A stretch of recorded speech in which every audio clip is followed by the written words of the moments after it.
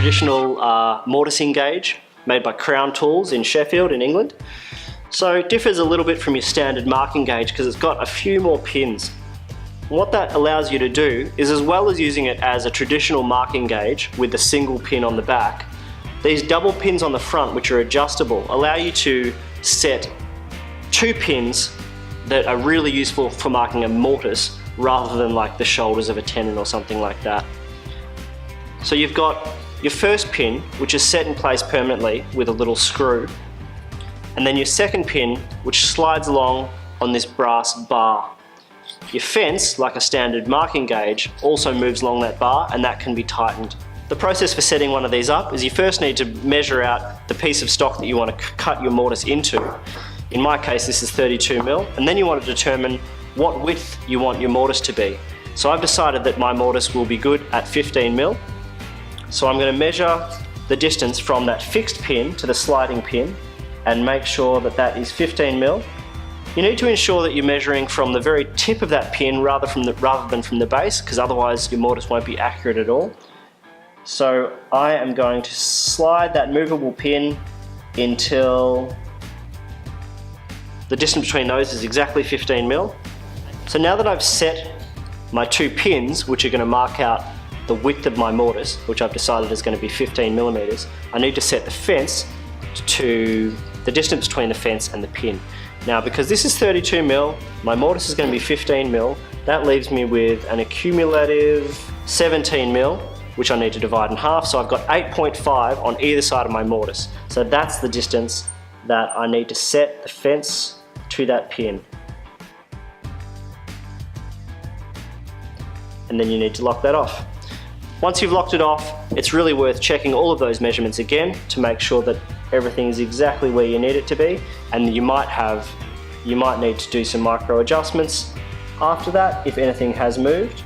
It is a little bit tricky to get all of these micro adjustments set just right because you've got lots of moving parts. But once you have it, then you're ready to mark your mortises. So you'll need to set on your piece of timber where the top and the bottom of the mortise is going to be, and you don't need to mark the whole length of that piece of timber. You just want to mark where the actual mortise is going to be. So I'm just going to set the tops and the bottoms to be about 10mm from the top and 10mm from where my secondary piece of timber is going to come off, and then I'm ready to mark those mortises. So you hold it as you would any other marking gauge, referencing that fence along the side of your timber, and then just gently drag those pins across the face to create your nice clean lines. Now, a really good way of testing if these are exactly where they need to be is on a test piece that's the same thickness. You can actually do your lines from one side, then turn it around, do your lines from the other side, and just make sure they all line up perfectly. And if you've measured these exactly right, then they should. If there are any inaccuracies, then you'll see that in the discrepancies between those 2 lines that you've just drawn. I really love the miniature version of these Crown Tools mortising gauges. They're just a little bit easier to hold in your hands if you're working on really small mortises or really fine pieces of wood.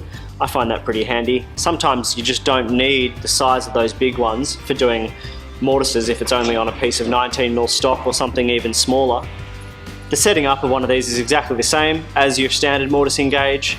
You set the distance between your fixed pin and your sliding pin, and then when you've got that set, you bring your fence up to set the distance between your secondary pin and your fence. You tighten that off, double check, and you're ready to go. Holding it, working with it is exactly the same as a larger one. I just find I have a bit more control over them because they're a bit smaller. If you're doing a lot of model making work, perhaps making miniature furniture or dolls houses or some kind of scale models, and you wanted to do some traditional joinery except in miniature, then one of these also might come in handy. But it's not just for that sort of work. Like I said, I do find it useful even for stock, you know, a standard mortise and tenon joint on 19mm stock. So these Crown Tools traditional mortising gauges really are a fantastic little tool. They're easy to use, very well constructed, they look wonderful. So you can grab them in this standard format or the miniature one for little hands or very fine work. You can pick these up from Timbecon, either on their website at timbecon.com.au or in either of their stores in Perth and in Melbourne.